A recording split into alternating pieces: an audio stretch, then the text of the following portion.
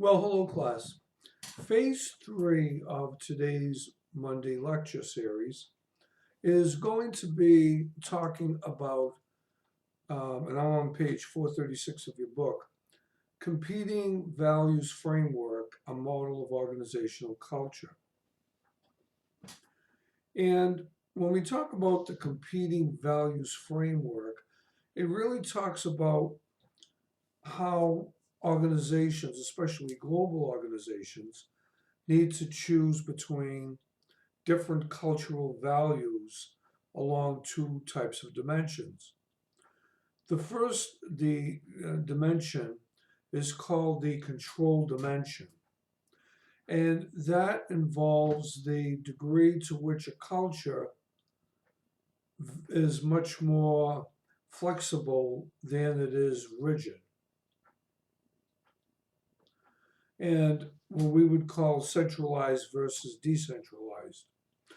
An organization that is high on the flexibility dimension has unclear work roles unless the work roles are very well laid out.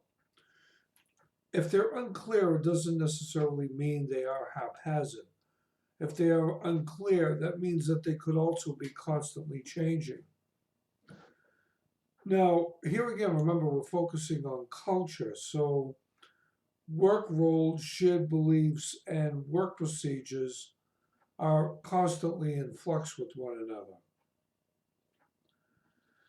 If the organization is too rigid or too autocratic, you have clear and rigid shared beliefs, and usually these types of organizations only work top down. A good example of that would be military type operations, where you need protocol, or policing, or nursing, where you can't really make mistakes and everybody has to follow the rules. The second dimension is called organizational focus. And organizational focus value internal affairs versus external affairs.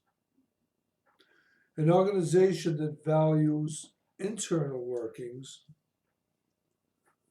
has to do with, okay, guess what? I know the rules say this, but we really can do a lot better if we follow this particular pattern. This could be somewhat dangerous, though, because depending on who the supervisor is at the time, these are the rules that are usually followed. An externally focused culture, as your book states, is characterized by a concern with activities outside the organization and might be categorized with the phrase such as, that's not how they do things at company X. Look at figure 12-4, and you can see the competing values framework identifies four types of organizational structures.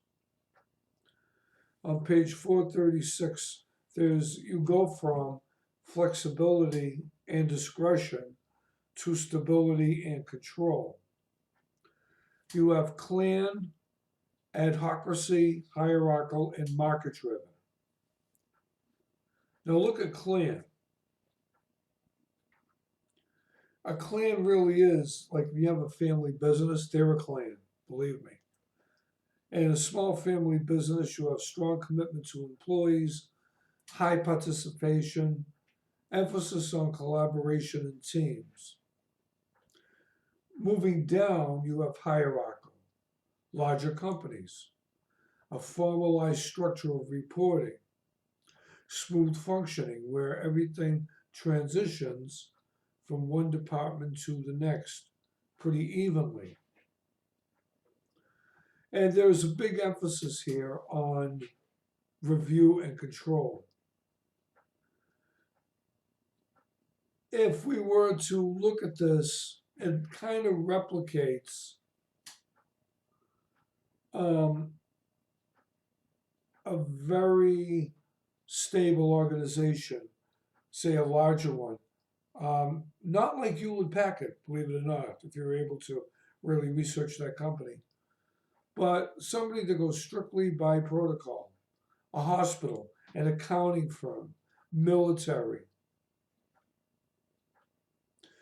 If you ever read about Carly Fiorina at Hewlett Packard, you would know that she came from Lucent Technologies and was trying to turn Hewlett Packard around. They had very much like a clan type organization, very family oriented. That culture was going for almost 100 years. Then Fiorina comes in, she comes from Lucent.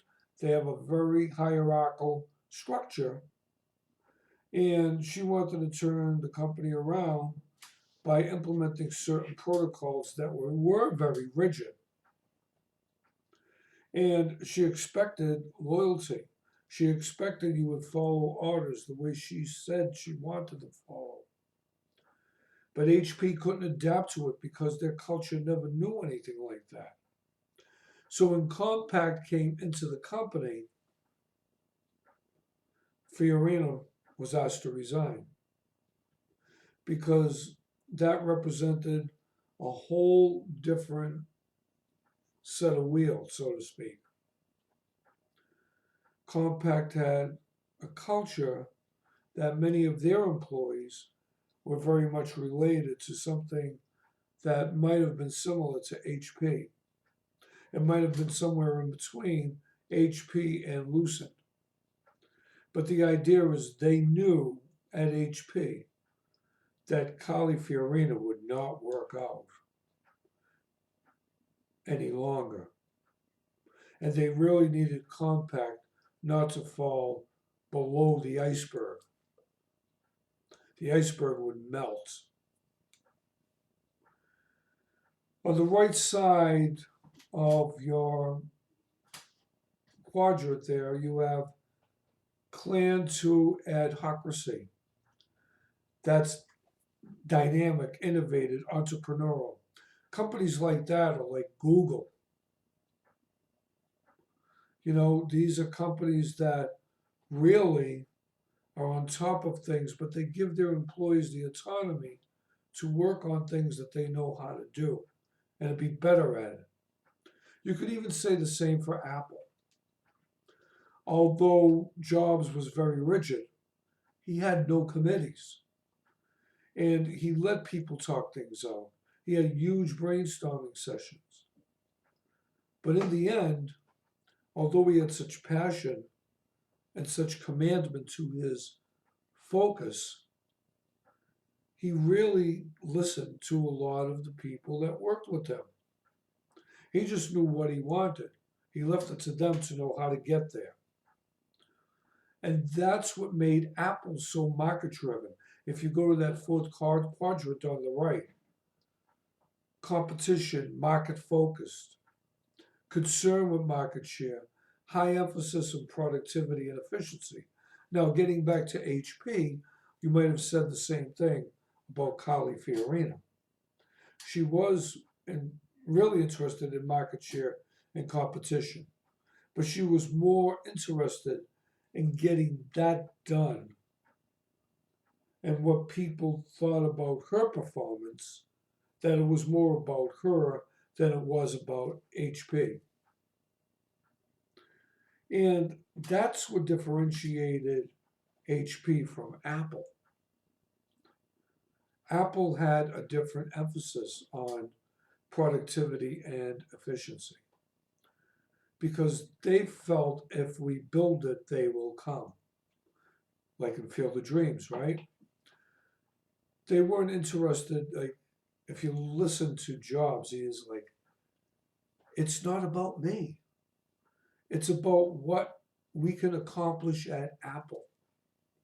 He had zero committees, but huge teams working on things. So I really want you to take a good look at this important part of things where, you know, we talk about stability and control. Reflect on that a little while and think about some of the examples that I gave about these different companies, like Google, like HP, like Apple. So that was Quinn's competing values framework of culture on page 436. And then you have the clan culture, which I will talk about next in Wednesday's briefing, okay? I was just reading ahead here. All right, so go to your DQs for tomorrow. And then on Wednesday, we have another reading, listening, and viewing session starting with clan culture. Reflect on this section for about 10 to 15 minutes.